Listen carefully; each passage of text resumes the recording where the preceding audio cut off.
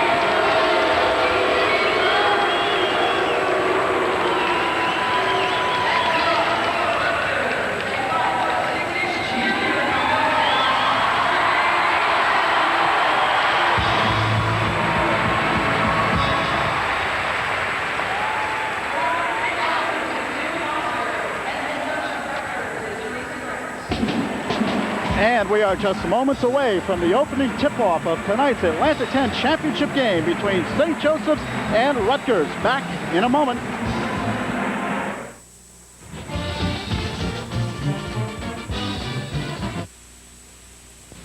Hi, this is Dick DiBartolo, host of Consumer Youth. The officials for tonight's game, we'll take a look at them when we get the opportunity. And the tap, and this game is underway. Sue Wicks controls for Rutgers and Janet Malou. Vicki Pikett with the basketball. Inside Wicks, baseline jumper, good. It's a good point for Rutgers that they were able to score so easily. St. Joseph's has got to tighten up their defense to stop that easy scoring by Rutgers. All right, St. Joseph's moving right to left on your screen. This is Ellen Shields and Debbie Black in the backcourt for the Hawks. 33 is Kim Foley. You're going to see Rutgers playing a matchup zone where they take the player within their area. It's combination man-to-man zone defense. Janine Reynolds misses the jump shot, and Rutgers quickly up court. Here's Wicks, moves baseline and draws the foul. One of the keys that St. Joe's coach Jim Foster mentioned to me earlier, Lou, was that they need to keep Sue Wicks within her averages. Nobody is going to stop Sue Wicks, but if you can keep her within her scoring and rebounding averages, you've done a pretty good job. Sue Wicks goes to the line, an outstanding free throw shooter, 81% on the season, and Rutgers as a team shooting 70%. Sue Wicks is just an outstanding player, Lou. She's shooting over 50% from the floor, and that's usually being double teamed. And the second on the way and good. So Wicks hits both, and Rutgers off to a fast start. The Lady Knights lead it 4-0. Rutgers throwing a 2-2-1 press at St. Joe's. Shields to Hodges, lays it in. A beautifully executed play by St. Joseph's. We mentioned Dale Hodges in the pregame, Lou, and it's important for her to get started early in this game if St. Joe's is to have a chance to win this game. She's got to perform right from the opening tap. Pikett at the foul line, fires short off the front of the rim, rebound tapped around underneath. Lender comes out with it for Rutgers. Here's Wicks, turnaround in the lane, no good. In and out, Foley and Pikett. Pikett comes out with it, puts it up and in. One of the keys that every coach in this country says is a key to winning the game is rebounding, and right now St. Joe's is not doing a good job on either end rebounding. Ellen Shields in the corner. Rutgers out to a quick 6-2 lead. Jump shot from the foul line, no good by Reynolds, but Debbie Black gets the rebound. As a point guard, Debbie Black is averaging over 5 rebounds a game. That's pretty incredible. Shields dumps inside Hodges, double teamed by Maloof and Wicks. Looks for help. Bounce pass to Foley on the baseline. Hodges behind the back, takes it to the hoop, and Wicks knocks it out of bounds. That's what you might call a momentum play. Dale Hodges had a nice behind-the-back drive on the baseline. Sue Wicks came out of nowhere and just rejected it into the stands. Debbie Black moves to the foul line. Foley with the jumper. Good. Kim Foley. You're going to see a lot of outside scoring from this St. Joseph's team, especially with the defense that Rutgers played. 6-4 Rutgers by a bucket. Just underway, first half of the Atlantic 10 championship game. Lou, Rutgers is an unusual defense. It's a triangle and 2 that's going to match up. Coach Jim Foster mentioned to me that they're trying to force Vicki Pikett out from the center or from the key area. Don't let her post up. On the Pikett miss, St. Joseph's quickly up court. Debbie Black running the offense. Foley on the right wing. Bounce pass to Shields. Back to Foley from the foul line. Tries to bank it, doesn't go. And Austin takes it away for Rutgers. Here's Janet Maloof. Bounce pass to Lender. Wicks. Moves in the lane, puts it up, no good. Her own rebound tapped in. It doesn't seem like the St. Joe's defense is doing a good job because it's really getting them out of position for rebounding. The triangle breaks apart too easily, and the middle is wide open for offensive rebounds for Rutgers. Rutgers by 4. 8-4, 16.5 remaining. First half. Shields inside to Hodges. Beautiful reverse move underneath. And that's what I meant by a tremendous talent at the start of this game. Sue Wicks, turnaround, no good. Had to wait on that one, so it took a high bounce. She did draw the foul, however. And Sue Wicks will go to the line. 6'3" senior from Center Mauritius, New York. And Mimi, as you mentioned before, when you talk about Rutgers, you have to talk about Sue Wicks. She leads in just about every category. She's one of the most creative offensive players that have ever played this game, Lou. She will score. It's an automatic 2 points, whether it comes from the foul line or from the floor. When she gets the ball and she goes to the basket, she creates opportunities for herself and her teammates. Wicks hits the first. Sue will get another, and it's good. 10-6, Rutgers by 4. And Black brings it across the midcourt line.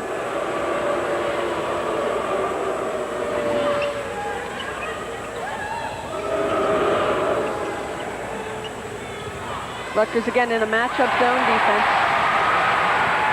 Maloof, the long outlet pass intended for Austin, and Debbie Black diving out of bounds to knock it away. We were talking earlier, Lou, an interesting statistic tonight might be how many times Debbie Black goes on the floor to save a ball or to steal a ball. She's a tremendous defensive player. Austin into Wicks, puts it up and in.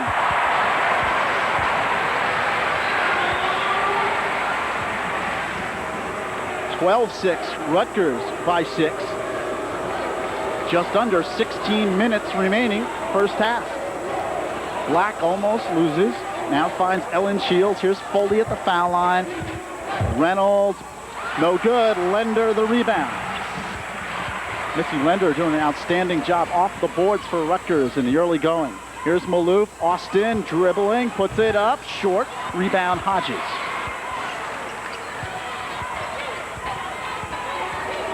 And Debbie Black pushes it up court, the long pass to Foley. In the corner, Reynolds being played by Pikett.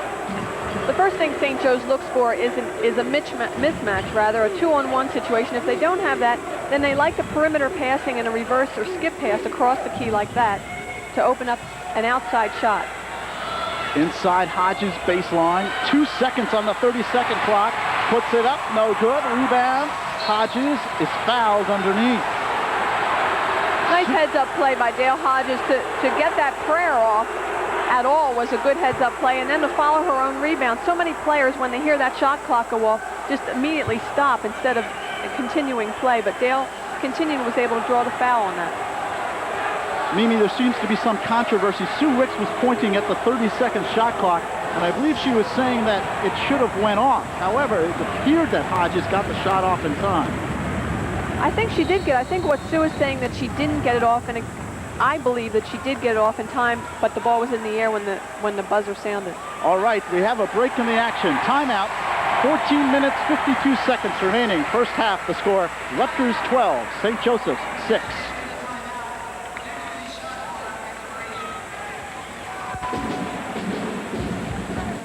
I bet you're going to do real good in college. I can never get the money for college. You could get a job. Maybe. Be a lot easier if I just had experience. In the Air Force, we'll give you experience in one of 200 specialized career fields, and we'll help you pay for college. So take the first step to your future. Call your Air Force recruiter. I'm going to go play some ball. What are you going to do? I think I'm going to go make a phone call.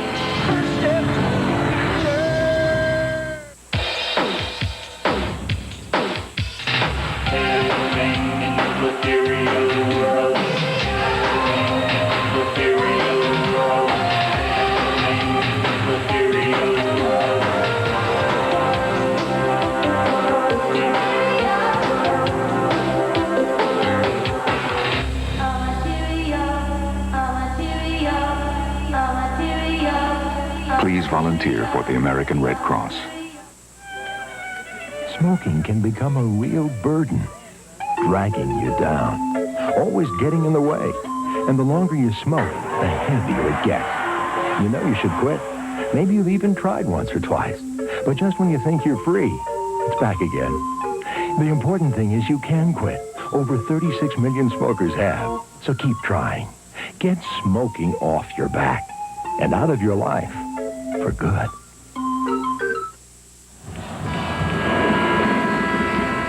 In the early going of this Atlantic 10 championship game, two of the key factors for either team, Sue Wicks for Rutgers, certainly into the flow of the offense, and of course Dale Hodges making her presence felt for St. Joseph's. It's a good sign for both teams that their outstanding players are into this game early on. Now we need the role players to step in to really see which team is going to take control of this game. You just saw the first player off the bench for St. Joseph's tonight, Wendy Brink, 6'1" freshman from Butler, Pennsylvania. Rutgers with the basketball. Lender to Wicks, knocked almost out of bounds by Brink. Lender puts it up and in. That's a bad sign for St. Joe's. If Missy Lender starts hitting from the outside, it's something they did not count on. 14-6, Rutgers by 8. That is their largest lead. Debbie Black angles left. Foley puts it up, doesn't go. Rebound knocked around. Wicks comes out with the basketball. Up ahead to Pikett. Here's Maloof on the right wing. They're still in that triangle, too, with a 2 on Janet Maloof and T. Austin. Number 15 and number 31. Pikett wide open, fires off the back of the iron, tapped out by Wicks. You'll see St. Joe's give Vicki Pikett that shot. Her rep is that she will not make the shot initially, but her follow-up shot, the offensive boards, is where she gets a lot of her points from. That time it doesn't go for Wicks, and St. Joseph's quickly up court. Shields dumps the Brink, but Lender steals for Rutgers. Lender quickly to the hoop, back to Pikett. Vicki stops and throws back out to Maloof. Pikett fires off the front of the rim. Rebound Hodges. As a freshman, you see her missing a couple shots. You're going to see her hesitate. She did just in that series. You're going to see her hesitate a lot more from taking that outside shot.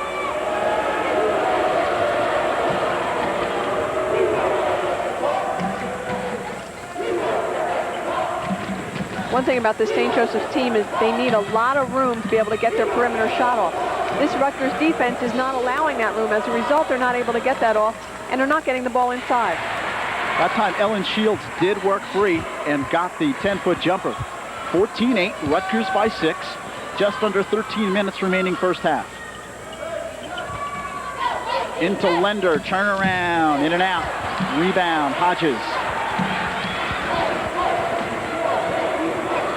St. Joseph's can cut it to 4 with a hoop here. Black puts it up short, but the foul before the shot. T. Austin really was not moving her feet there. A lot of times when T gets tired, she starts to tag the player. And if the referees call it close, she's going to be called for that all night. That's the first team foul on Rutgers, the foul on Talisha Austin.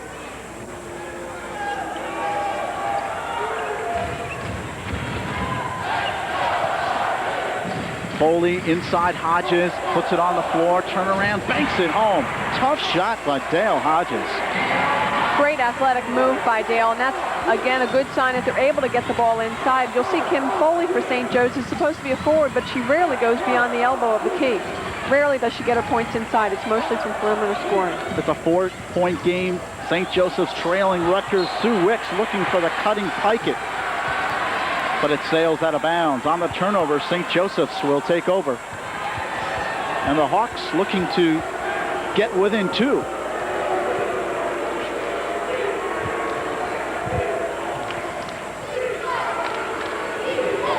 Debbie Black sets it up for St. Joseph's. Shields into Hodges. That one sails out of bounds. So Rutgers and St. Joseph's exchanging turnovers. One of the things Dale Hodges is doing very well is she's picking herself down low and getting the opportunity to get the ball inside. She's doing a good job of getting her defender on her back. Okay, a break in the action. The score, Rutgers 14, St. Joseph's 10.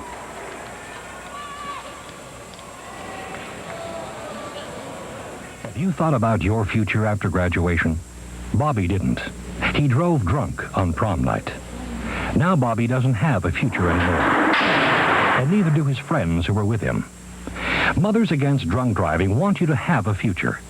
Please, don't drink and drive. For information on how you can combat drunk driving in your school, write Mothers Against Drunk Driving, 669 Airport Freeway, Suite 310, Hurst, Texas, 76053. Hello, I'm Burl Osmond. I'm hearing impaired. Here at my home, the one necessity that I have provided is a special smoke detector that will warn my family during the night with a strobe light or a vibrator in my bed.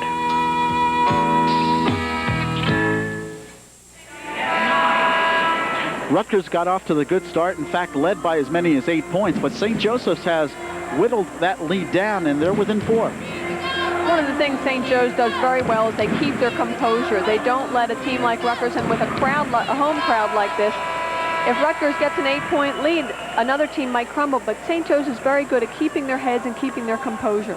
They will not let them get a big lead on their team. Rutgers has the lead despite shooting poorly from the field, only 33% in the first half of this first half. Here's Janet Maloof with the basketball. Austin in the corner.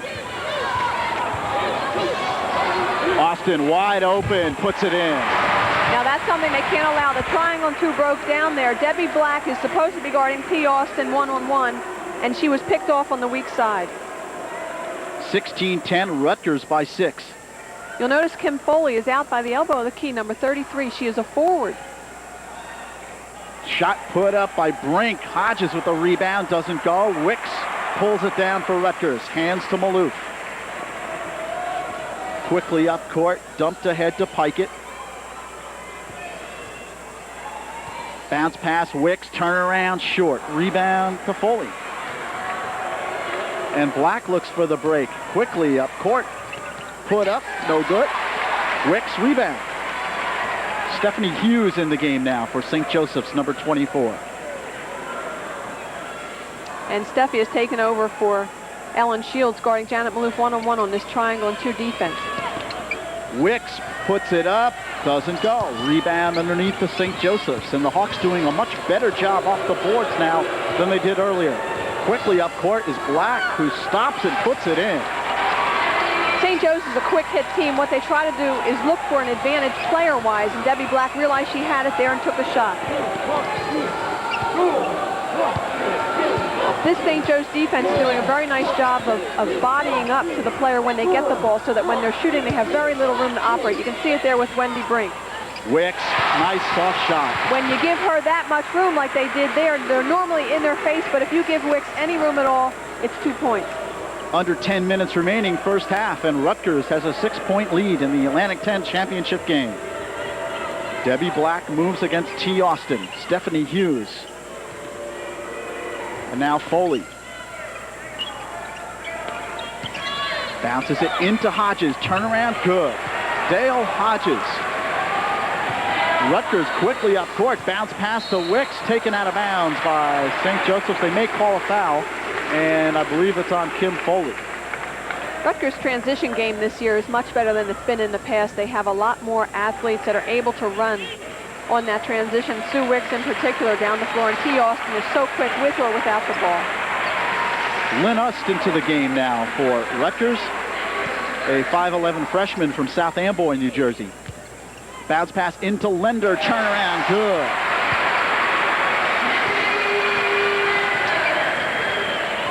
The basket to Missy Lender, and Rutgers up by 6, 20-14.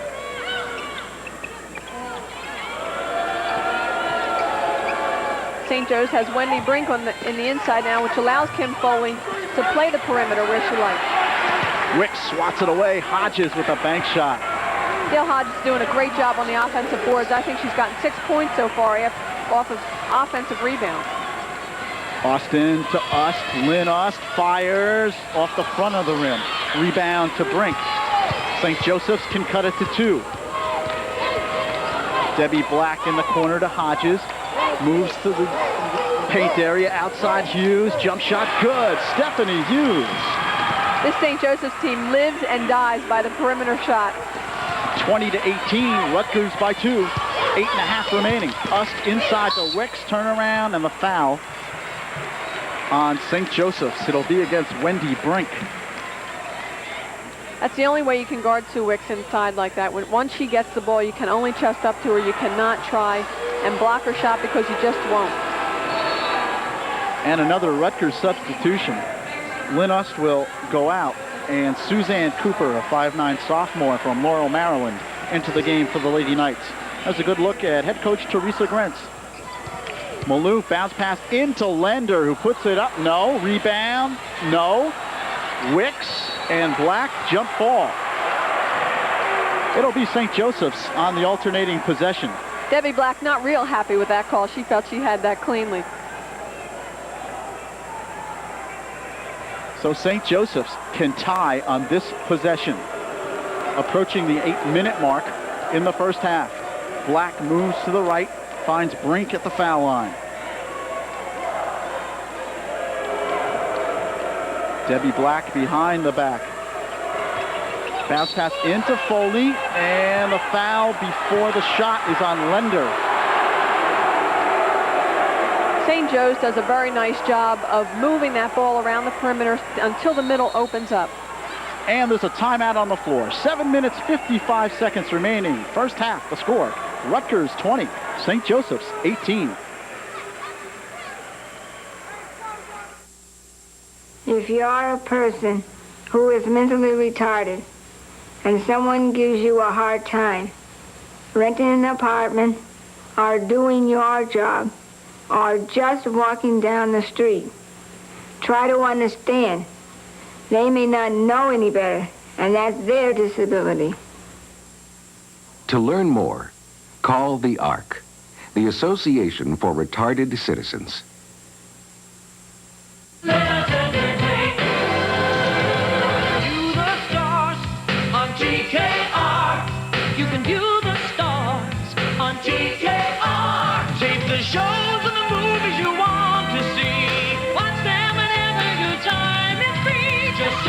VCR to TKR, to the stars on TKR.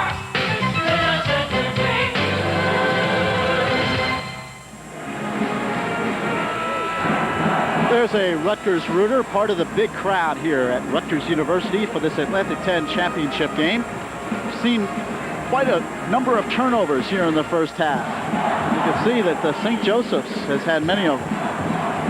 Rutgers has done a good job of taking care of the ball, and that's what Coach Teresa Grentz mentioned to me earlier as being a key for her team winning this game. She felt that her backcourt players would get a lot of pressure from Debbie Black in particular.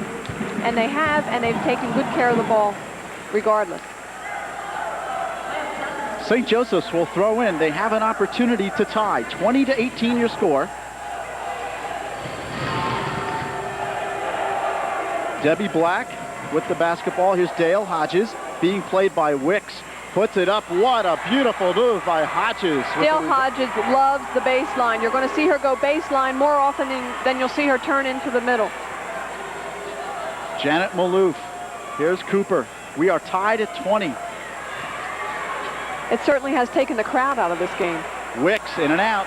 Rebound knocked around. St. Joseph's can take their first lead of tonight's championship game. You know, Lou, St. Joe's has not beaten Rutgers in over 3 years. I think they're hungry for this one tonight. Debbie Black. And Lender strips it away. Maloof up to Austin. Austin takes it to the hoop and scores. Janet Maloof does such a nice job of a lead pass on the fast break. She's really good off of the dribble with her right hand, leading that pass to T. Austin for the 2 points. 22-20, Rutgers has regained the lead. Hughes to Foley. Hodges stumbles momentarily. Double teamed. A lot of pushing going on inside with front court players. Debbie Black with a tough shot from the baseline. We are tied at 22. 6:20 remaining first half. Cooper. Austin. Wicks double team. Nice little skip and hop. Doesn't go though. And St. Joseph's has a 4-on-1. Here's Black to the foul line. Pops, no good. Rebound knocked around underneath. Brink scores. Great rebounding position by St. Joe's on that transition. They had 3 players in position for that offensive board. And St. Joseph's leads 24-22. Wicks loses, regains. Now Janet Maloof looks to settle the Lady Knights down, who trail for the first time. Cooper fires off the front of the rim. Rebound, St. Joseph's. Here is Black pushing it up court for the Hawks. Into the corner. Fires up top to Foley. Brink open. Has it knocked away by Maloof. Maloof and Black diving for the basketball. Last touched by Rutgers. Great defensive play. Again, Debbie Black is all over the floor on that one. She causes Janet Maloof to lose the handle and then kick the ball out of bounds.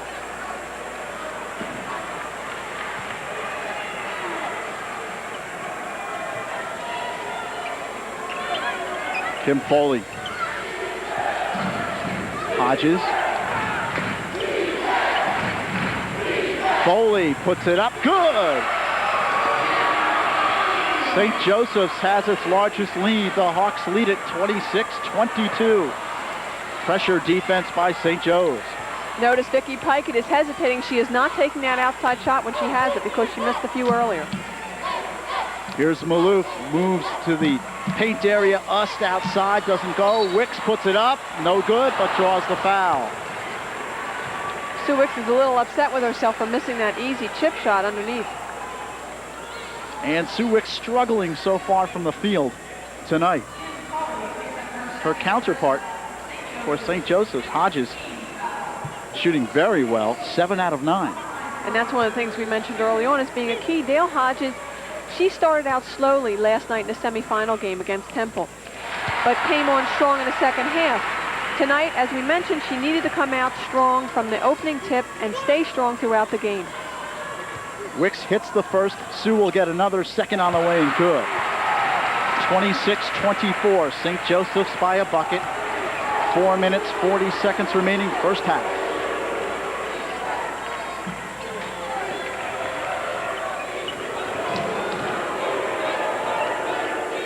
The St. Joe's team really makes you work on defense because their perimeter passing is so good. Nice soft touch by Kim Foley as she gets the roll. And St. Joe's up by 4 again, 28-24.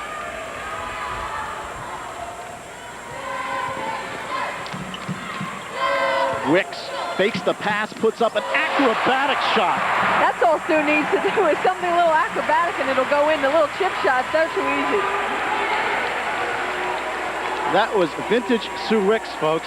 Here's Foley at the top of the key. Shields outside, 28-26. St. Joseph's by 2.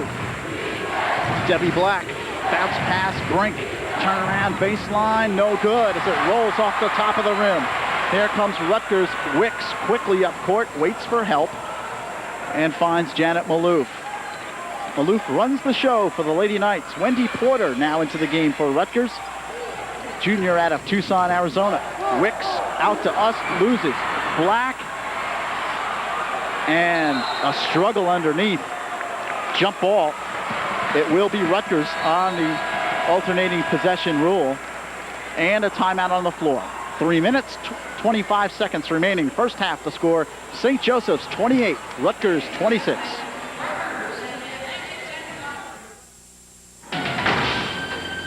What have you got? A lot. Well, what? Everything you wanted to know about business, energy, computers, space, even career. Just in case you're looking for one, it's all in this free catalog. How did you find that catalog? We have our ways, don't we? Would you like a copy? Just write free catalog, box 37,000, Washington, D.C. 20013. Careers. Step right up. Win a little doll for the little doll. Come on, buddy. Take a chance. No, I never gambled. Oh, no? The odds of you getting a heart attack or stroke are pretty good right now, and getting better with each puff you take. Smoking cigarettes greatly increases your chances of heart disease. You think I should quit smoking? You bet. If you smoke, the odds are always against you.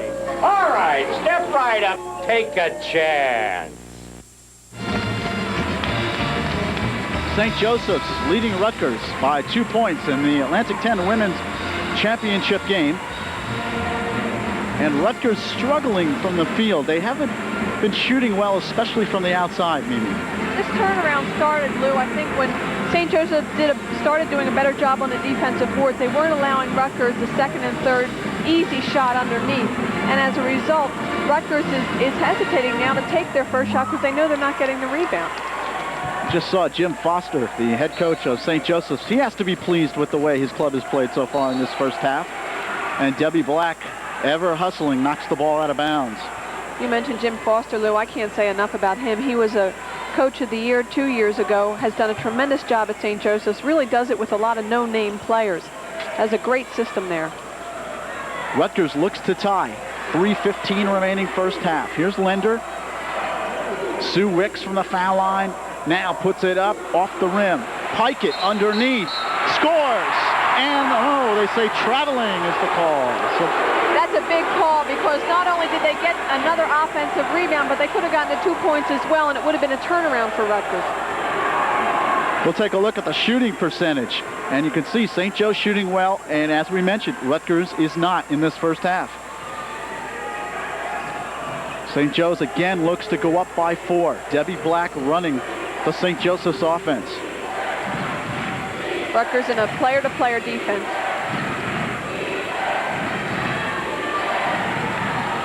Shields moves baseline, stepped on the end line. Nice defensive effort by Rutgers. They covered the players very well on that. Ellen Shields tried to draw more than one defender on her and then dump off in the middle, and it just did not work. Debbie Black playing against Talisha Austin. Here's Lender, who comes out to help out for Rutgers. Back to Wicks, Sue Wicks. One thing that Coach Teresa Grentz does not want to see is Sue Wicks put the ball on the floor. Lender hits the jumper.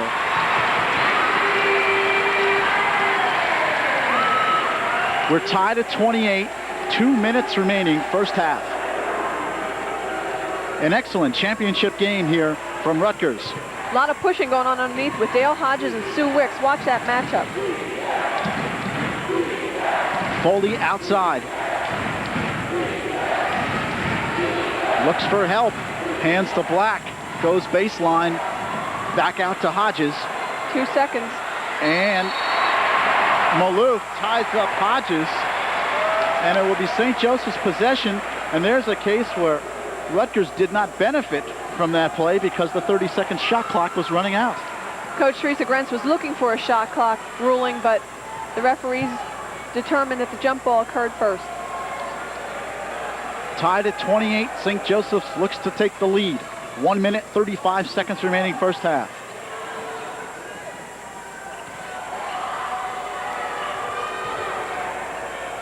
Debbie Black puts it up, no good. Wicks with the rebound, shovels ahead to Maloof, who shovels to Austin.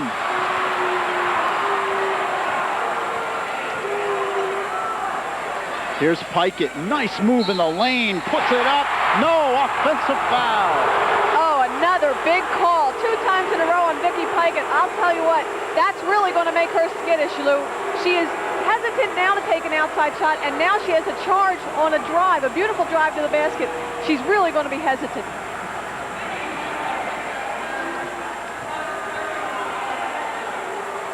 So St. Joseph's again with an opportunity to take the lead.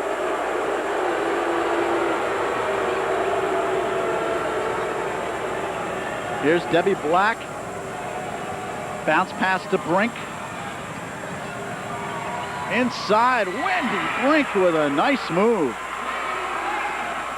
St. Joe's by 2, 30-28. Austin tries to bank it, doesn't go. Hodges with a strong rebound. And St. Joe's looks to go up by 4 as we approach the end of the first half. 30 seconds remaining. Debbie Black fires it up, doesn't go. Rebound knocked around. Black gets the rebound. Look at that hustle. She is on every play. She's gonna make sure they win this one, or she's gonna die trying. Shot clock shut off as St. Joseph's looks for the last shot of the first half. Knocked away by Pikett. Up ahead to Maloof. 3 seconds. 2. Puts it up. In at the buzzer.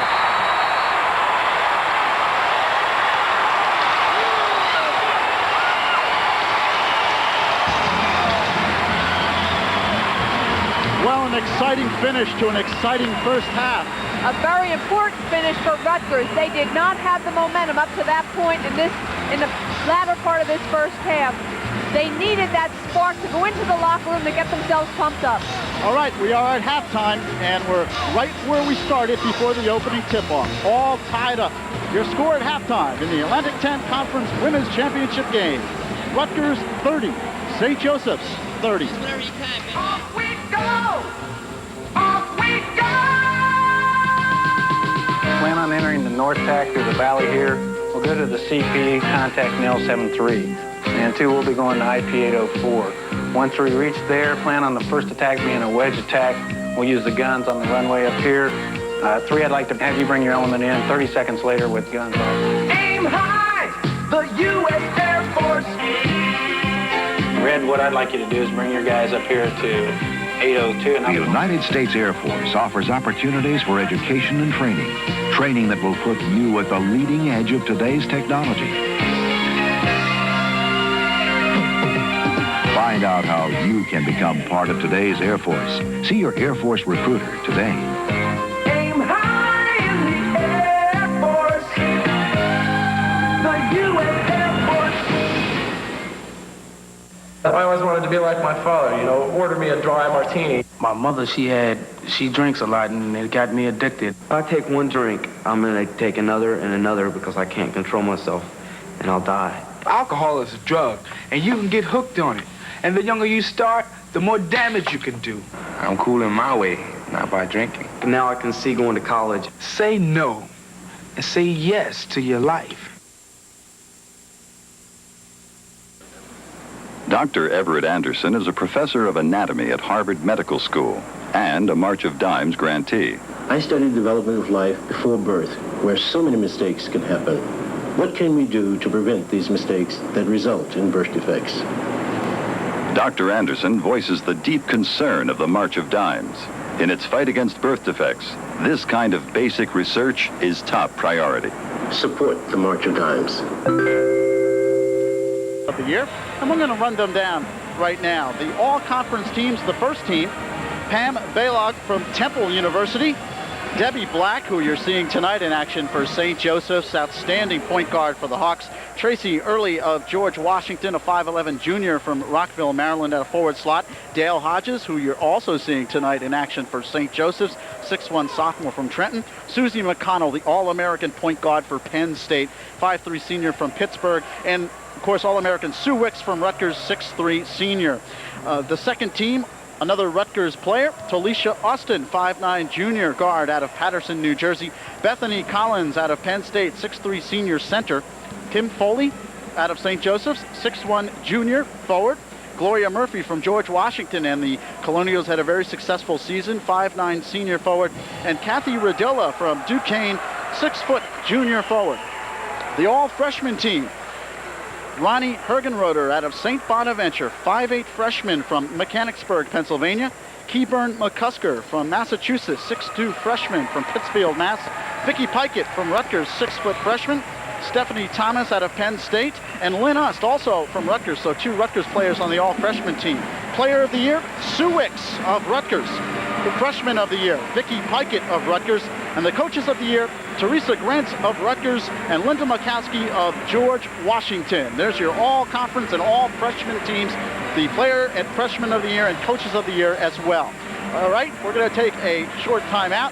When we return, we'll have more halftime activity. The score at halftime, Rutgers 30, St. Joseph's 30.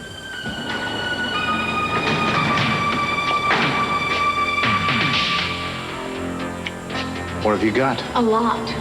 Well, what? Everything. Everything you wanted to know about business, energy, computers, space, even careers. Just in case you're looking for one. It's all in this free catalog. How did you find that catalog? We have our ways, don't we? Would you like a copy? Then send your name and address to Free Catalog, Box 37,000, Washington, D.C. 20013.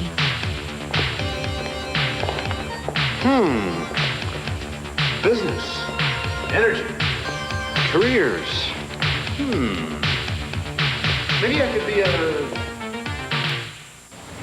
Smoke detectors smell smoke, and they smell it in the early stages of fire, when there's still time to do something about it.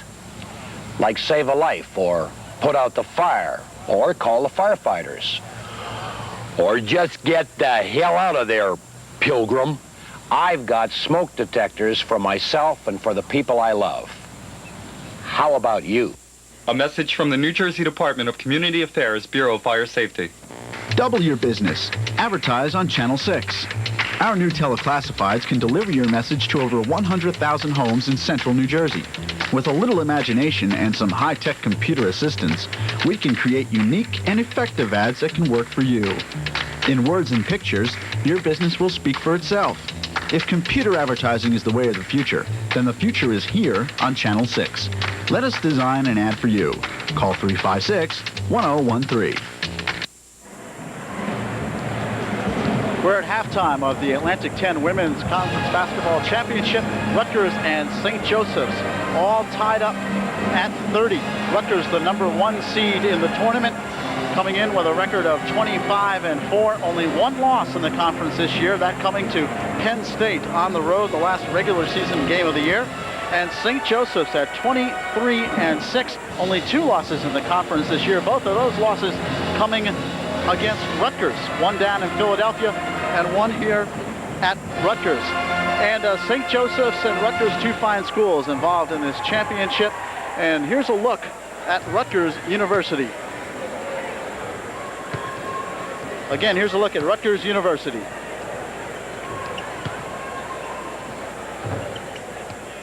there's an excitement you can feel at Rutgers, the State University of New Jersey. With 3 campuses located in Newark, Camden, and New Brunswick, Rutgers offers you the diversity of a major research university and the personal touch of a small to medium-sized college. At Rutgers, we have the knowledge, the commitment, and the technology to help you develop the skills to approach tomorrow's challenges with confidence. Why not reach into the future with a great university?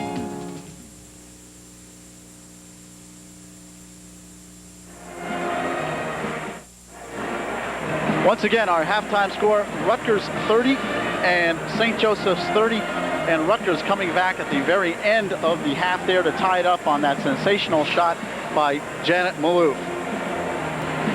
Mimi, again, Rutgers coming back with that nice shot by Janet Maloof, and really an exciting finish to an exciting first half.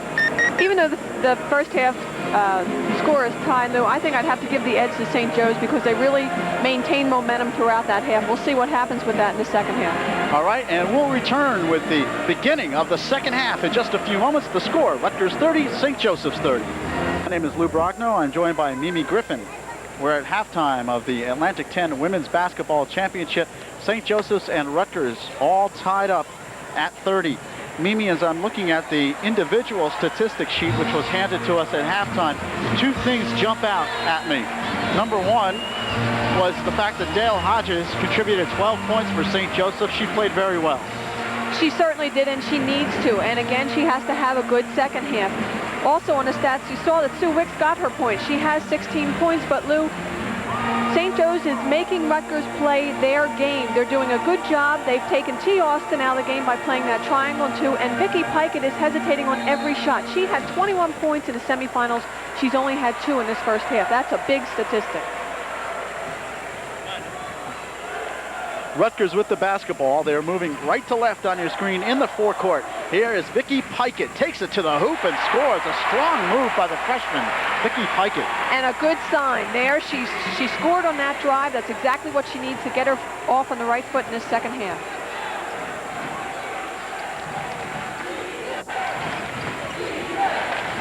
Debbie Black also played a very good first half for St. Joseph's. Here is Kim Foley moving against Lender. Tries to dump it inside, and Maloof and Hodges get tied up, and it will be St. Joseph's ball on the alternating possession. Rutgers is in a player-to-player defense. When they're playing the tight player, the St. Joe's team cannot get the perimeter shots off. But that's when you're able to get it inside to Dale Hodges, and that's what they have to realize about the defense that's being played against them. Sue Wicks overplaying, knocked the ball out of bounds, and St. Joseph's will set up. Here's Black at the foul line. Shields, nice move on Pikett, and scores. Ellen Shields. Great head and shoulder fake. That's what opened that shot up. We're tied at 32. 19 minutes remaining, second half. Vicki Pikett on the right wing for Rutgers. Now we'll take the jumper. Fires in and out. Rebound, Lender underneath. Gets it back out. Saved by Maloof. Everywhere you look, you see Debbie Black helping out on defense. Even though her responsibility is to guard T. Austin on that triangle 2, she's still there for rebound. She's still there to help out on the weak side of defense. Pikett with a strong move. Doesn't go. Rebound, Hodges.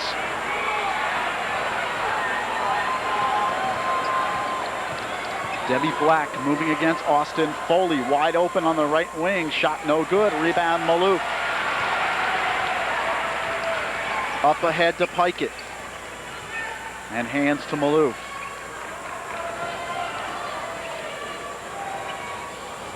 St. Joe's remaining in that triangle 2. Lender fouled underneath. Wendy Brink on the personal.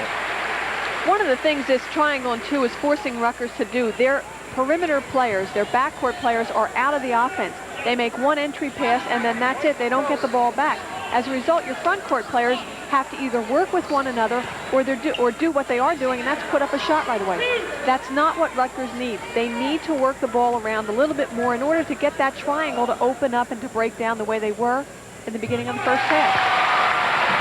Missy Lender at the line hits the first free throw. She's a 62% free throw shooter. The junior center for the Lady Knights, averaging 11.9 points per game. She hits both, and Rutgers has a 2-point lead. 34-32. And Debbie Black hearing it from the Rutgers crowd here. Shields and Foley passing around the perimeter.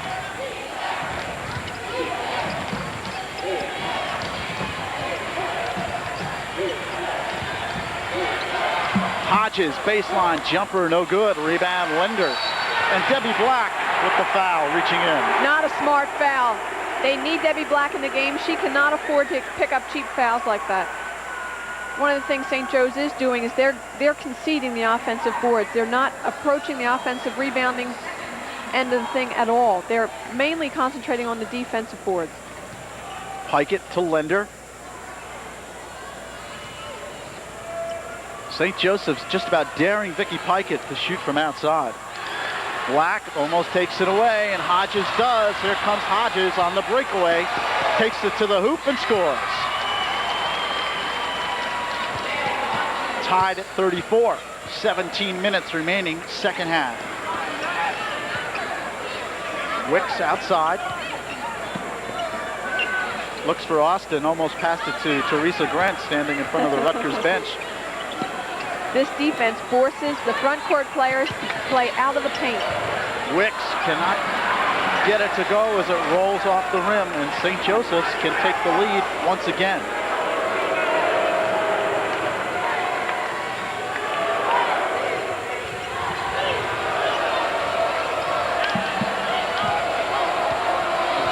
Rutgers in a player defense, man-to-man.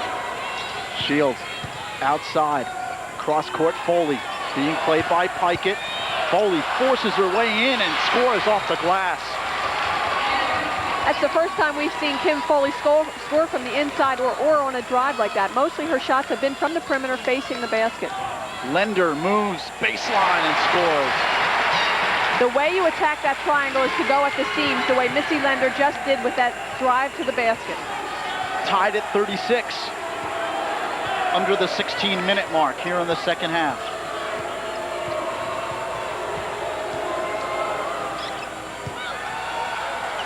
Foley does not get the roll. Here comes Maloof. Rutgers breaking quickly. Shoveled ahead to Austin. Wicks turnaround short. Gets her own rebound and puts it in. That's the problem with the triangle, and two, it is very hard to get rebounding position if you do go out on that front court player who takes a shot from a perimeter. Your triangle completely breaks down.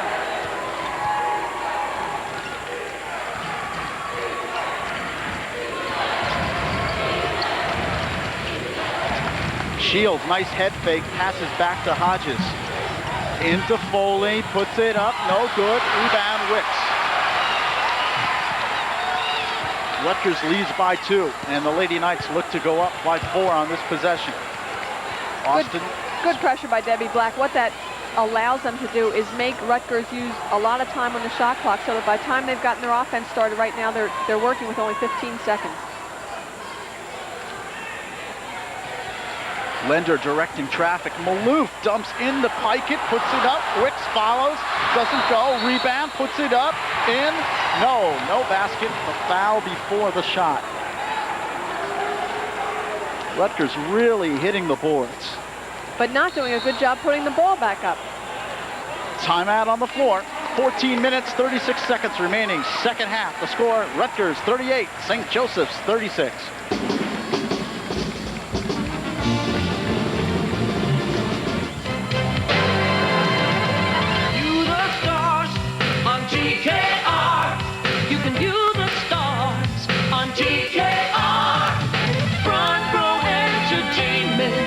Celebrities right to your home. Let us entertain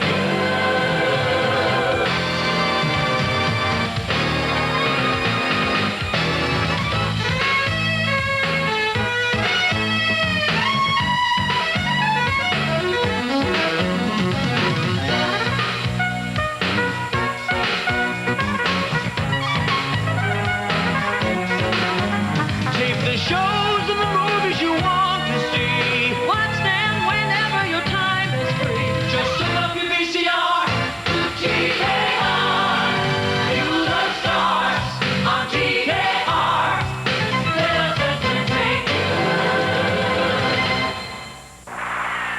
stop all that slurping and chomping? I can't hear the movie. You can't see the movie with all that lousy cigarette smoke. Well, don't you know that greasy junk isn't any good for you? It increases your cholesterol, and that isn't any good for your heart. And smoking is good for your heart? That cigarette's gonna do your ticker a lot of good. Right, no more cigarettes. Okay, no more junk food. Terrific. Buzz off, wimp. Don't take any chances. Know how to prevent heart disease. The American Heart Association. We're fighting for your life. Here's a very interesting statistic. Bench scoring. St. Joseph's, 6 of their 36 points have come from the bench. Rutgers has not gotten any points from the bench tonight. Well, I think you have to credit St. Joe's defense with taking Rutgers out of their offense, whereas St. Joe's is just running their normal offense with Rutgers man-to-man or matchup zone. You just saw Beth Supensky now into the St. Joseph's lineup. Rutgers with the basketball. Here's Wicks off the cut, banks it up too hard. And right away, Supensky gets into the action as she pulls down the rebound. Quickly up court, Hodges, and St. Joseph's looks to tie. Ellen Shields head fake against Wicks.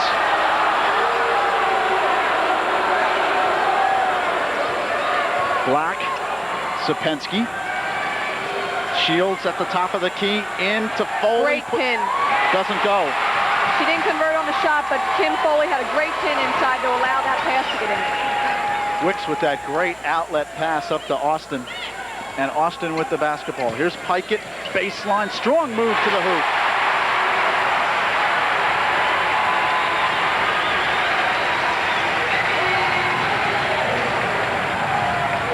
Rutgers by 4. Lady Knights lead it 40-36.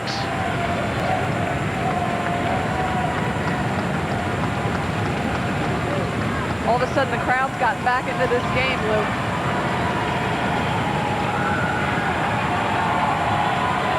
Shot clock at 5. Supensky puts it up, doesn't go. Wicks with the rebound. Here's Maloof across the midcourt line for Rutgers. 13.5 remaining. Second half. Pikett. Austin in the lane. Spinning move. Yes! This is a great sign for Rutgers. They need big baskets to get the momentum back on their side, to get them sparked, to get them going. And they just had 2 of them, one from Vicky Pikett and one from T. Austin. Well, Jim Foster wants to talk it over. Kind of felt the momentum getting away from him there. And that's what Rutgers thrives on. When they get the momentum, when they get that spark, they feed off of that. What St. Joe's can't do is realize that it's only 2 points. And a break in the action. 12 minutes, 57 seconds remaining. Rutgers 42, St. Joseph's 36. I always wanted to be like my father, you know, order me a dry martini. I saw there was an image behind drinking, the people that drank, that they looked older and sophisticated. I was 11 when I lost my virginity to a guy. I was 17 and I was drunk. Drinking had taken me so far down I had to get out of my house. Sometimes I'd sleep in the woods. If I didn't sleep in the woods, I slept on the corner. If I didn't sleep on the corner, I slept at someone's house who I didn't even know. I had wound up in a lot of trouble with the law. I had wound up in jail. When I was drinking, I was with a lot of guys, and a lot of guys used me. I hurt my parents dearly, and I knew at the time I was doing it, but I didn't care, just as long as I got high. Hey, yo, alcohol is a drug, man, and you can get hooked on it. And the younger you start, the more damage you can do. It's just no experience for no kids my age or anyone younger. If you want to be somebody, have a family, have a future, just say no. Say no and say yes to your life.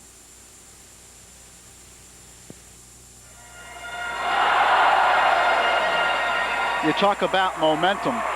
With 12 minutes and 57 seconds remaining in this second half, the last St. Joseph's field goal came at the 16-16 mark, and Rutgers has scored 8 consecutive points, so a good timeout there by Jim Foster. Lou, I misstated a thought when we were going into that timeout. What I meant to say is that St. Joe's has to realize that it's only 2 points. It might be a key momentum basket, but it's still only worth 2 points. They have to keep their composure here.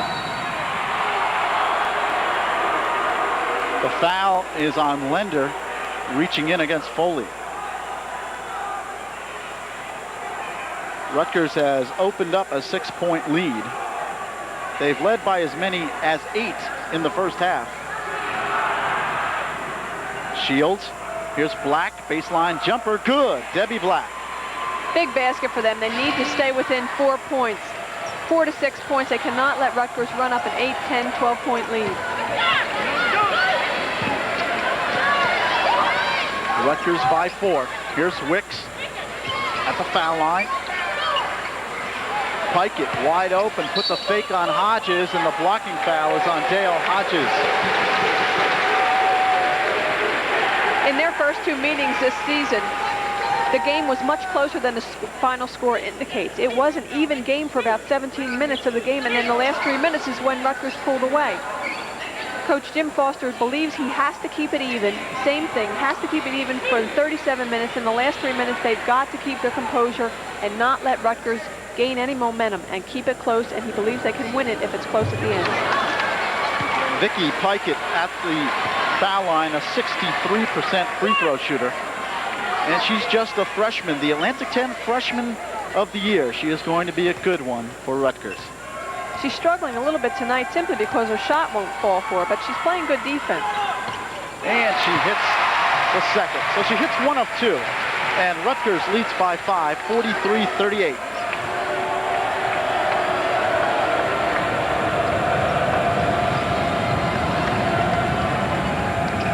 Hodges puts it up, deflected, and knocked out of bounds by Rutgers.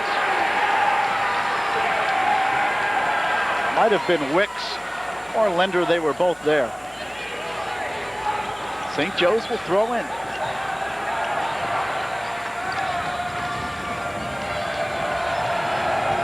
Rutgers again in the player-to-player defense. Debbie Black just launches one. And you just cannot leave them open. The St. Joe's players are all proficient at the perimeter scoring. They cannot be given that much room. Rutgers by 3. Vicky Pikett to Maloof at the foul line. Bounce pass to Wicks. Turnaround baseline off the front of the rim, but she does draw the foul. Sue is down there shaking her head. She normally converts that shot. These are normally 3-point plays for Sue. Tonight, the baskets just are not falling. And Wicks will go to the line.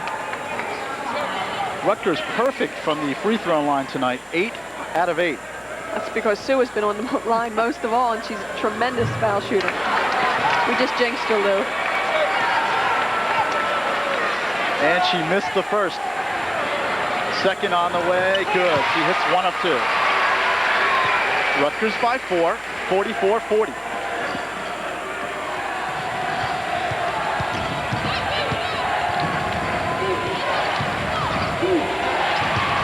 Hodges saves on the baseline. Double team, in trouble, moves in the paint and travels. It was a good move to get out of that double team on the baseline, but then she fumbled with the ball. I don't think she knew it was going to be that easy to get away from that trap.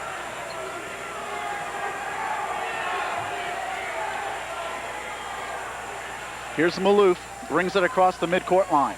Pikett moves towards the basket outside. Wicks off the front of the rim, and the foul is on Lender underneath. Great rebounding position by Dale Hodges underneath. Really held her ground. Nice box out and drew the foul as well. Sue Wicks does not want to take that perimeter shot. She wants the ball inside. She wants to operate where she normally operates, which is in the paint. But St. Joe's triangle and 2 is really forcing her outside the key. St. Joseph's looks to cut it to 2. Shields puts it up off the front of the rim. Here's Pikett. Gives to Maloof. Janet will set up the offense for the Lady Knights. Into Lender underneath, puts it up and in. Good fadeaway by Missy Lender. She realized she was too far underneath the basket for that and leaned right into her defender.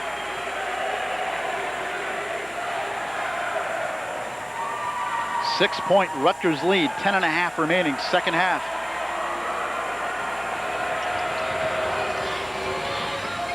Sapensky.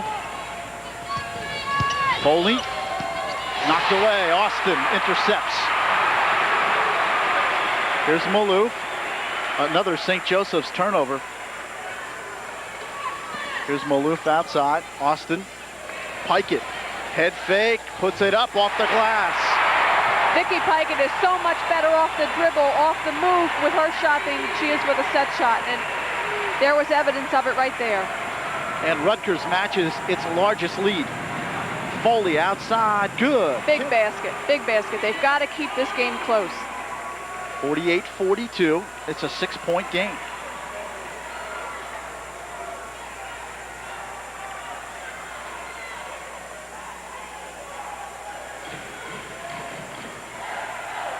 Lender from the foul line. Well, here in the second half, Rutgers beginning to heat up. They started off this game shooting very cold. Lou, St. Joe's does not have the firepower to be able to come back from a big deficit. They have to keep this game close if they hope to win this game. Shields from outside, no good. Maloof rebound. Rutgers can go up by 10, which would be their largest lead. 9 minutes remaining second half. If they go up by 10, St. Joe's will need a timeout. They really need to regroup. Lender does not get the roll, and Hodges with the rebound. Debbie Black quickly up court for the Hawks. In the lane, traveling. They need a timeout, Lou.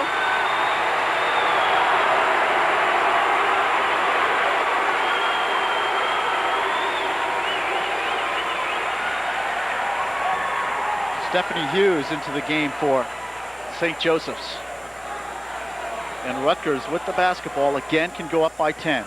Here's Pikett, hops up, fires way off, air ball. And St. Joseph's the other way.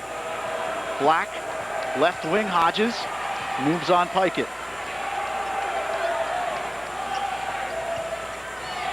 Outside shot put up by Hughes, no good, rebound Austin.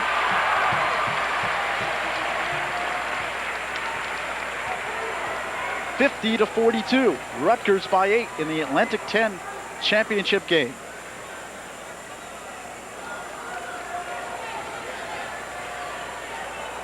Again, that triangle and 2 is forcing Sue Wicks out of the paint and into the perimeter. Shot clock is at 5.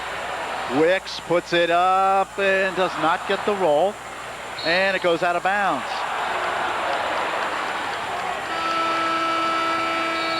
And there's a timeout on the floor.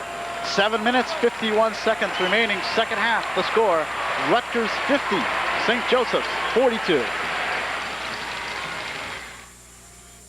Does your child seem to be having trouble speaking, moving, and learning? If so, you may be detecting the earliest signs of a physical or emotional problem. Early identification and intervention is the first step toward treating these problems. Early intervention programs are available throughout New Jersey for children birth to 3 years of age. Early intervention programs are staffed by caring professionals and are free of charge. For more information, please call Project Child Find Outreach at 1-800-322-8174.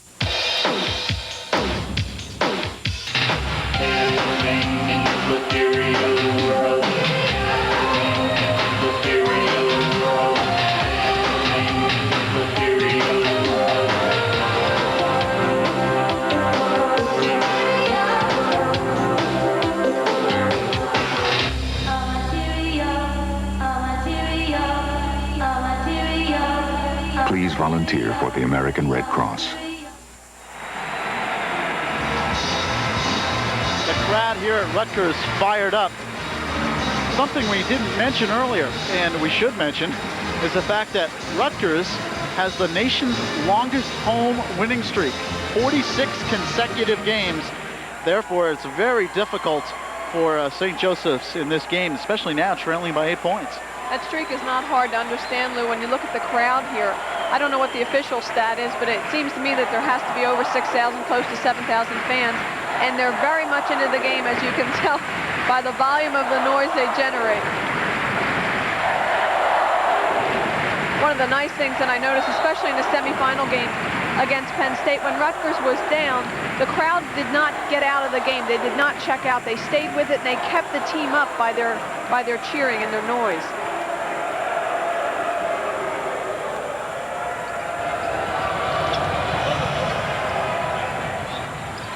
Hodges, good position, puts it up, doesn't go. Rebound Hughes, a strong one, puts it up and draws the foul. A big rebound for Stephanie Hughes. It is a big rebound, and it's a big series right here. They need to get another 2 points. They've got to bring this down in the 6-point range.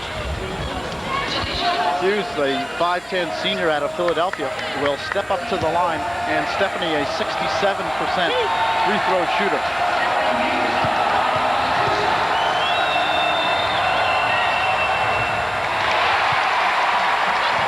If you match these two teams up on paper, Lou, St. Joe's is not as talented as this Rutgers squad, but St. Joe's plays with a lot of emotion, and it raises the level of their play because of that. But what they can't do is get behind by a big lead because they don't have the firepower to claw their way back.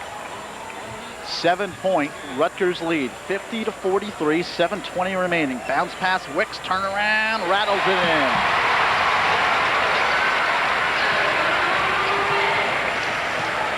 It's a 9-point Rutgers lead. That's their largest of the game. 7 minutes remaining.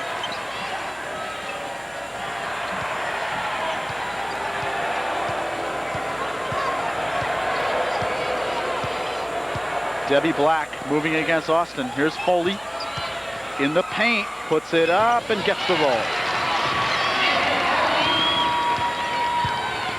52-45.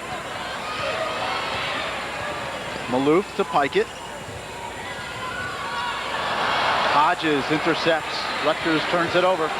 St. Joseph's can cut it to 5. Hodges puts it up, no good. Pikett rips it away.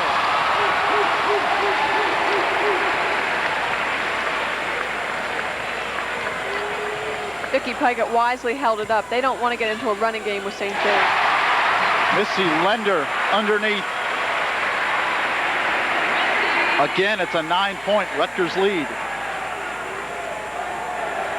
6 minutes remaining in the second half. They have to make their move here. They have to score and get this lead down within the 6-point range. Pikett and the foul on Debbie Black.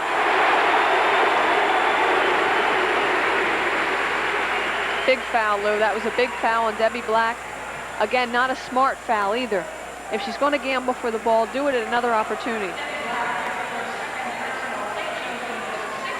For St. Joseph's, their 6th team foul, so from here on out, Rutgers will be shooting.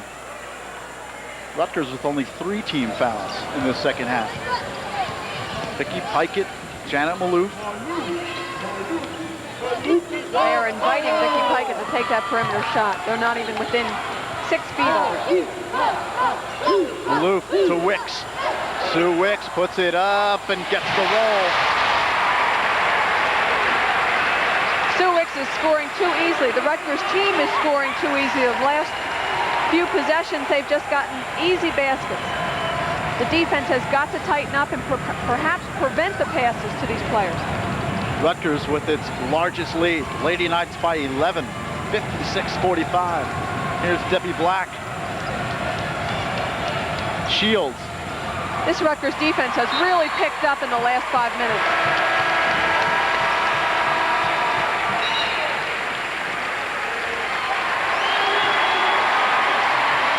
Janet Maloof comes out, and the crowd here at Rutgers gives her a hand.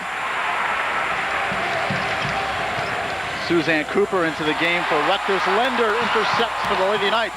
Cooper to Pikett, and Pikett throws it away, looking for Wicks to cut to the basket.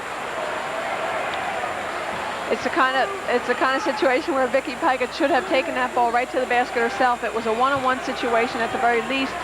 She probably would have drawn the foul. Debbie Black.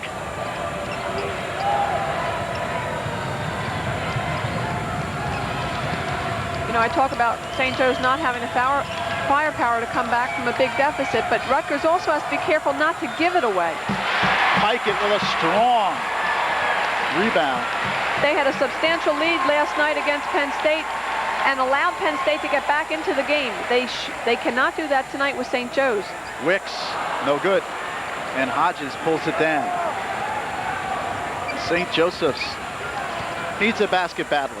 4 minutes remaining. They trail by 11. Foley. Shields. Shields.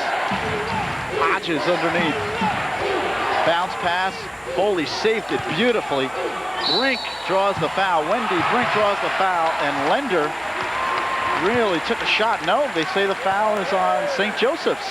It was on Wendy Brink, a charge. And there's a timeout on the floor. 3 minutes, 49 seconds remaining. Rutgers 56, St. Joseph's 45.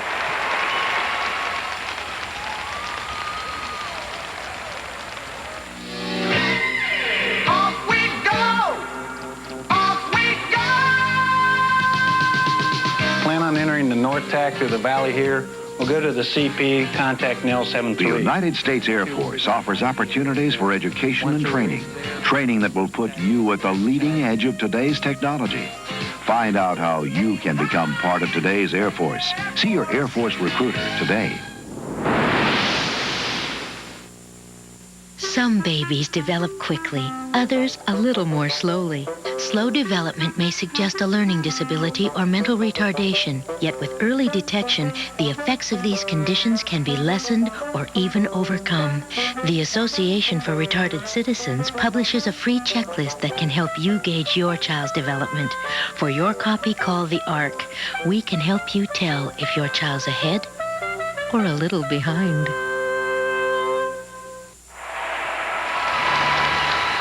You hear the enormous noise coming from the big crowd here at Rutgers, and the attendance tonight here at Rutgers, 5,512. They have had good attendance for this Atlantic 10 tournament here at Rutgers University. Rutgers has had good attendance throughout the season, Lou. I believe they're averaging over 4,000 a game. I don't know if I believe that 55-12 figure. I'll tell you what, I think it's more like 6 to 7, but I'm biased. The total for the 2 days, 10,586. That's an Atlantic 10 record for Final Four. Atlantic 10 certainly needs to be commended on a tremendous tournament. Vicky Pykett needs to be commended on a tremendous move.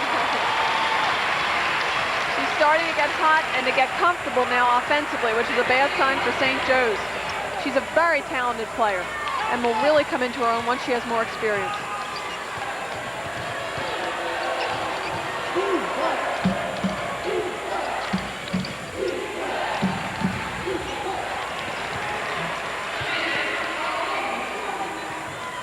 St. Joe's could really use some of the three-point shots right now instead of the two-point shots. If they're going to shoot from the perimeter, they should make sure they're beyond that line. 58-47, under 3 minutes remaining. Janet Maloof. Here's T. Austin. Maloof fires and hits. Janet Maloof is the glue on this team. When she was out because of illness and missed a few games, they realized just how much they needed her at that point position.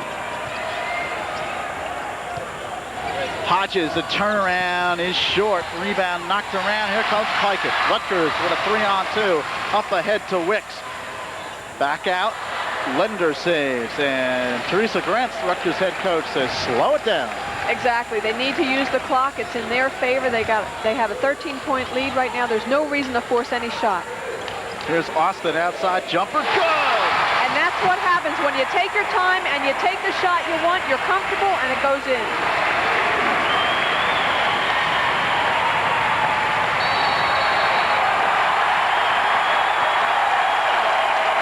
There's a timeout on the floor. Jim Foster wants to talk it over. 1:54 remaining, second half. Rutgers 62, St. Joseph's 47. We don't know why or where or when disasters will shatter lives.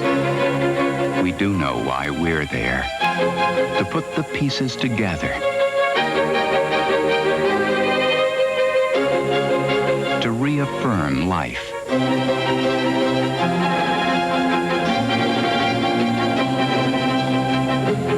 The Salvation Army. There because you care. For 4 years, we've been giving you the Boat and Beach Report, telling you about rain and thunderstorms you might expect, wind advisories to help you find the perfect sailing conditions, warning you when the water's too cold for a dip, and even helping you get a safe and sensational tan. It's a pleasure for me to be able to give you that important information, but it's even more of a pleasure when I get to use it. The Boat and Beach Report, watching out for you on the Weather Channel.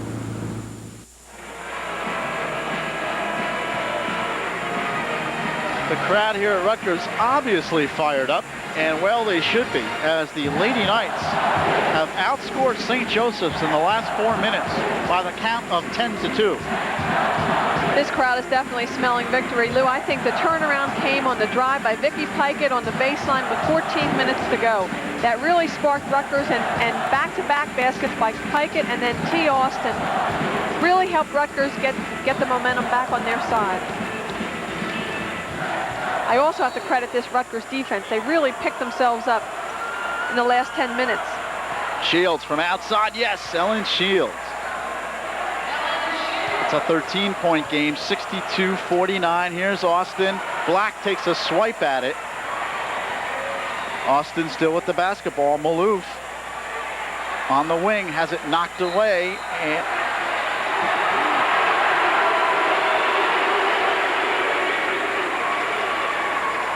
And the foul. If they're going to come back, Lou, they've got to foul quickly. They cannot afford to let Rutgers dribble the ball on the outside like that. If they're going to foul right away, or else at least foul trying to go after the ball. And Janet Maloof to the foul line. Janet, a 79% free throw shooter, hits the first. Janet Maloof, a very important part of this Rutgers team. She missed several games. She was out sick, out with the flu. And they really missed her, Mimi, when she wasn't in there. Well, the funny thing is, you never realize how hard the point guard position is until you have to play it yourself. I guarantee you, T. Austin never wants to play the point again. She was the happiest to see Janet Maloof back healthy. Rutgers by 15, 64-49. Great defensive play by Sue Wicks. Dale Hodges had her pinned very well inside, and Sue just moved around on the defense to get a hand on that ball. Kim Foley looking for help. Outside shot for three off the front of the rim. Rebound Foley. She'll come back out. She fires for three. Short. Rebound Rutgers. Here comes Austin. 1 minute remaining in the Atlantic 10 championship game. Wicks, the turnaround, no good. Rebound Hodges. It would appear at the moment, unless something spectacular happens, that Rutgers will win the championship for the Lou, second year in a row. I think it's safe to say that it's theirs. Debbie Black will never quit, though, as she hits the three-pointer from outside. You'll see Debbie Black running on this floor after the buzzer goes. She'll still be diving for the ball.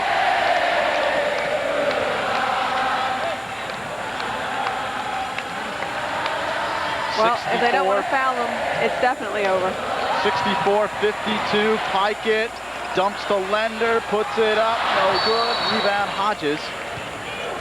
And Missy Lender was not ready for that pass at all. Vicki Pikett was taking a drive on the baseline. She thought Vicki was going to go right up with it.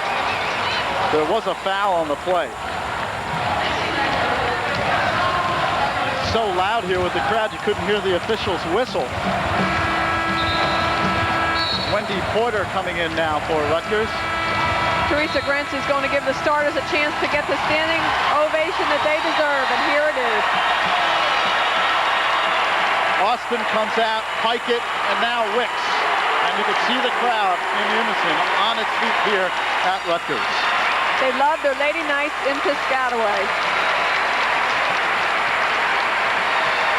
St. Joseph's with the basketball.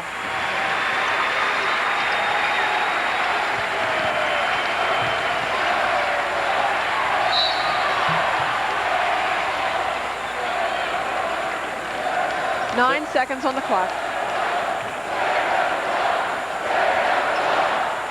And the crowd letting everyone know that we are number one. That's the chant. Debbie Black puts it up, doesn't go. Hodges and the buzzer, and that's it.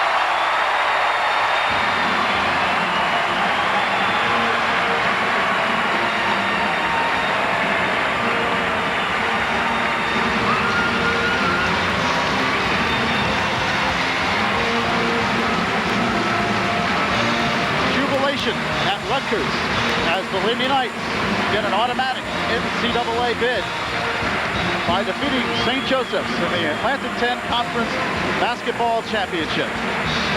Rutgers wins it 64-52, and they win the Atlantic 10 Championship for the second year in a row. Not only the tournament, Mimi Griffin, but also the regular season. Teresa Grenz has done such a tremendous job here at Rutgers, building a real power in the Northeast. A well-deserved win tonight. They won 25 games, now 26 games this season. I think that's more than anyone expected of them this year. They play a tough national schedule as well as their conference schedule. And this many wins is really, really a credit to this team. Points off of turnovers, which was a key factor in the second half. Rutgers with 20 points, St. Joseph's with 9, and the Lady Knights just simply got it going in the second half. Well, as I mentioned earlier, that drive by Vicky Pikett on the baseline, that was a big basket. Again, when I mentioned that St. Joe's has to realize that it's still only worth 2 points, I think it dampened their spirit a little bit. And then when T. Austin came back and made another big basket back-to-back, that really broke their spirit. And then the Rutgers defense picked it up on the other end and did a nice job. They gave them just enough room, or not enough room to take their shot, and yet just enough room to prevent the ball from going inside. All right, we're going to take a break, and when we return, we'll have more post-game activity. Once again, the final, Rutgers 64, St. Joe's 52. Dr. William Rudder is a Mark of Dimes grantee at the University of California, San Francisco.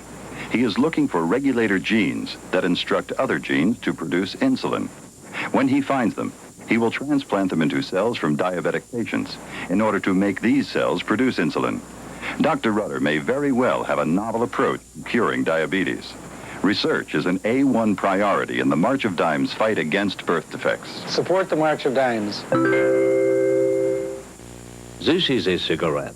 Like this, it's absolutely harmless. This is a match, and it too is absolutely harmless. But together, they can create the biggest problem of your life. The heart attack rate for smokers is much greater than that of non-smokers. Where there's fire, there's smoke. That feels better already.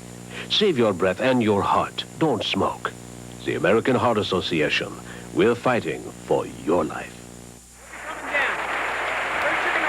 Welcome back to Rutgers.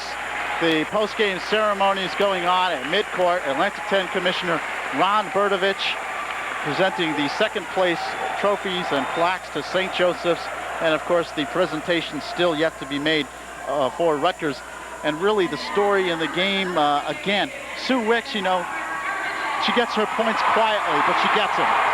You know, Lou, she gets them not so quietly also. She had some pretty key big baskets, which also helped the momentum get back into the Rutgers court. And she will get her points, as we mentioned in the beginning of the game. There's very little you can do to try and stop Sue Wicks. You can try to contain her within her averages, but you cannot stop her.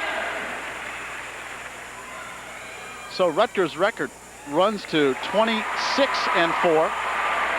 Their home winning streak is intact. It is now at 47 consecutive games. St. Joseph's drops to 23-7. And Mimi, you have to feel that they'd have a good shot at getting an at-large bid in the NCAA tournament. Oh, I'm sure they will. St. Joe's plays a tough national schedule. They play a tough conference schedule. They've done very well this year. The problem with the St. Joe's style, Lou, is that when you live by the perimeter shot, you also die by the perimeter shot. They shot 50% in the first half, but I know that percentage was less in the second half, mainly because of Rutgers' defense. As I mentioned earlier, they gave them enough room. They played them at arm's length, which meant they couldn't get their shot off from the perimeter easily, but they also had trouble because they were slacking off, getting the ball inside. They really shut them down well. Rutgers really shut St. Joe's down well in the second half. And the big roar now for Vicky Pikett, also Missy Linder. The Rutgers front line really played an excellent game tonight. They did play a good game. Vicky Pikett had a slow start in that first half, but she made up for it in the second half. And even though a lot of her baskets weren't dropping, she still opened up the middle by driving and by taking that perimeter shot. What she has to understand, being a freshman, is she'll be able to convert on those baskets with some experience. She has some tremendous moves. The baskets will come with experience. and no one has left this building. They're all staying for the post-game ceremonies. Well, they want to give tribute to their Lady Knights. They followed them all season, and this is a fine tribute to this team that no one is leaving for this award ceremony. And they're leaving Sue Wicks for last. Wait till you hear the ovation. And we'll let you listen to the ovation at home for Sue Wicks.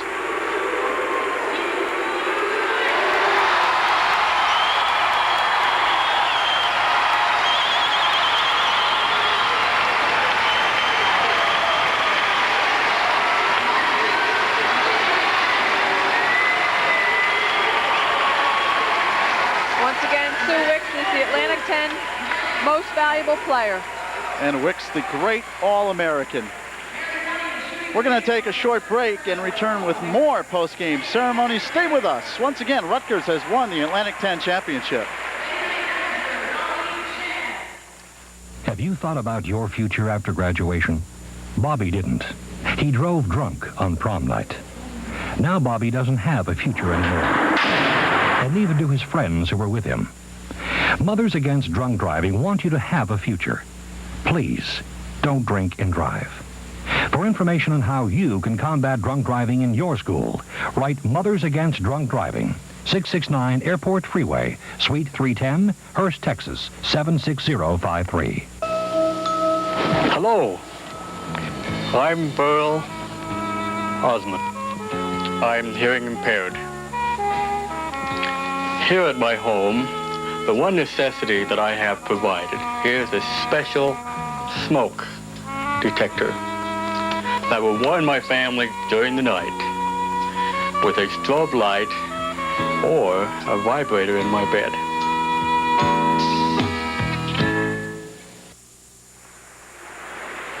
Welcome back to this Rutgers Arena. A happy Rutgers crowd with the Atlantic 10 champions, Rutgers University. Joining me now is Mel Greenberg, aficionado of women's basketball on the national level. Mel, tell me, we have our Atlantic 10 champion crown now. What does this do for the rest of the Atlantic 10 in terms of teams to make it into the NCAA tournament? Well, I think St. Joseph, the runner-up here, has an excellent chance to receive an at-large bid, and probably should. They only lost 3 times since January, all 3 times to Rutgers. They really fit the description of a hot team. And I think when you look at Penn State's schedule, I think when you look at the teams that they've played, and you look at the fact that Western Kentucky, a team they beat, won the Sun Belt today over Old Dominion, I think they're going to meet the test, even though there are a lot of losses there.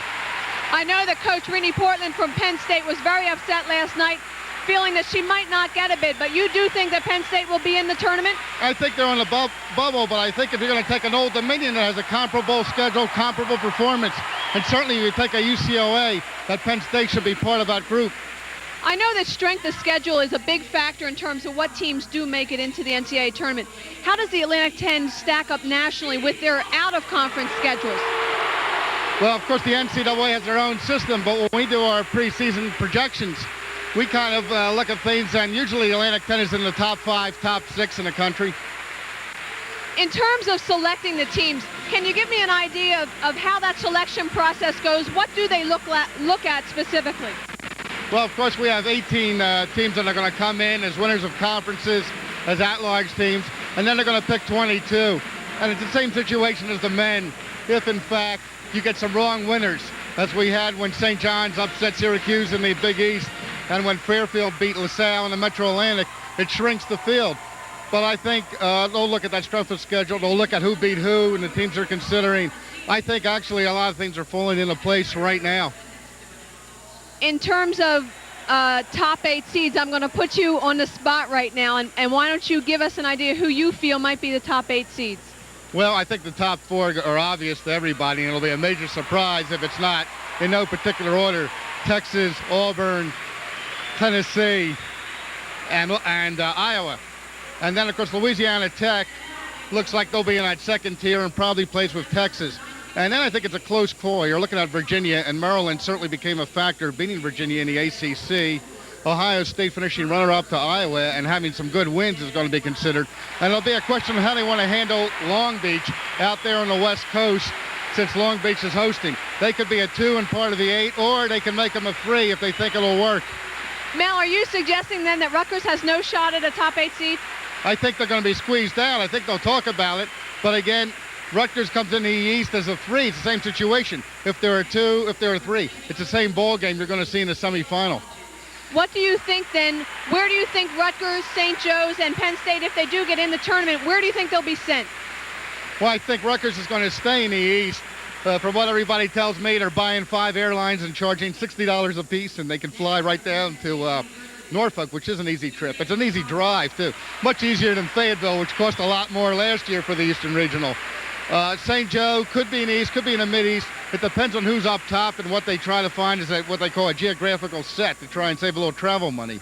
Penn State probably being an out bracket, maybe even hosting that Wednesday night out bracket round. I know that Rutgers will be hosting a first-round game, or a second-round game, rather, here next Saturday. Do you have any idea who might their opponent be? Really, really hard to call. It could be Clemson or a Wake Forest. It could be a Western Kentucky. It could be Old Dominion again. It all depends on what they do, because the East and the Mid-East is so crowded with contenders. It depends on who they're going to move out of here to balance out the Midwest and West, where they're a little shorthanded. I do know, I think the crowd will even be bigger next week as they come, excuse me, one last time to say goodbye to Sue Wicks. I'll tell you, I'm really going to put you on the spot now, Mel, with one last question. Tell me who you think will be in the Final Four. Oh, I think the 4 that we mentioned, except that perhaps Louisiana Tech may have a shot to upset Texas.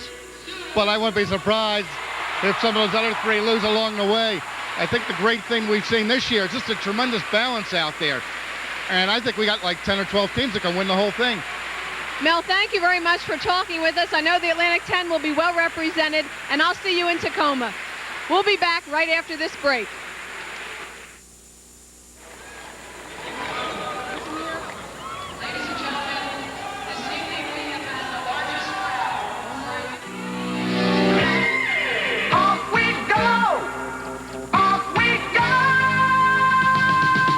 Plan on entering the North Tack through the valley here.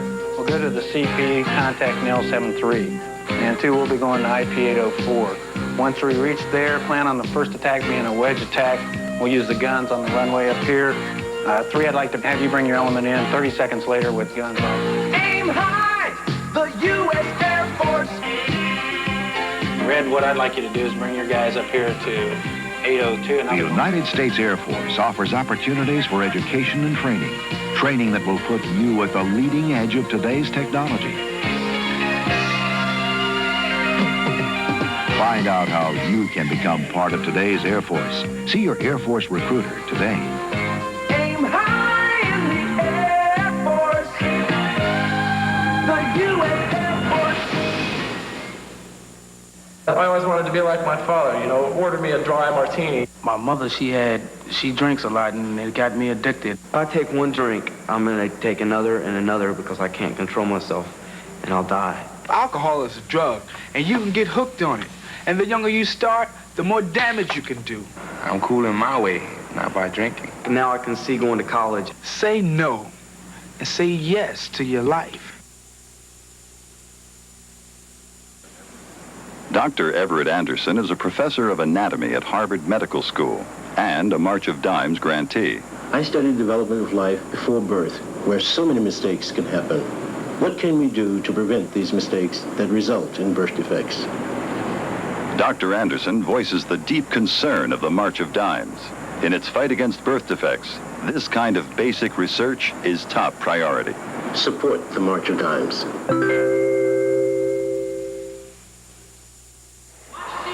Welcome back to Rutgers, ladies and gentlemen, and with me is the winning coach, Rutgers coach, Teresa Grantz.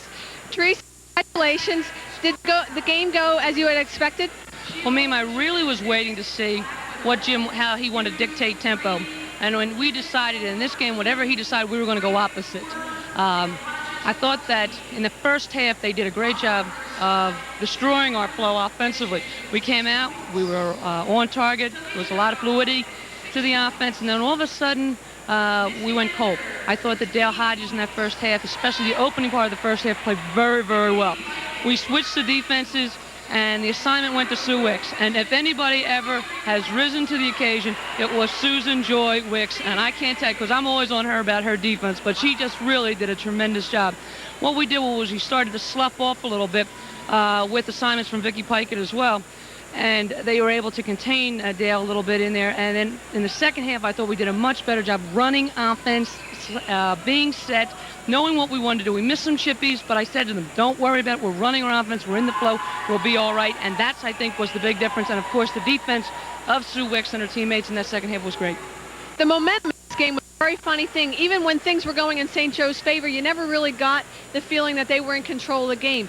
Whereas once you took control of the momentum late in the second half, it was almost a sure thing that you were going to hold on to it till the end. Well, I think the reason for that, Meme, was because in that first half, it was a broken game almost. We were running and not really doing what we were supposed to do, taking some shots after one pass, not really forcing, staying in corners, and then instead of getting out, so we shot the ball.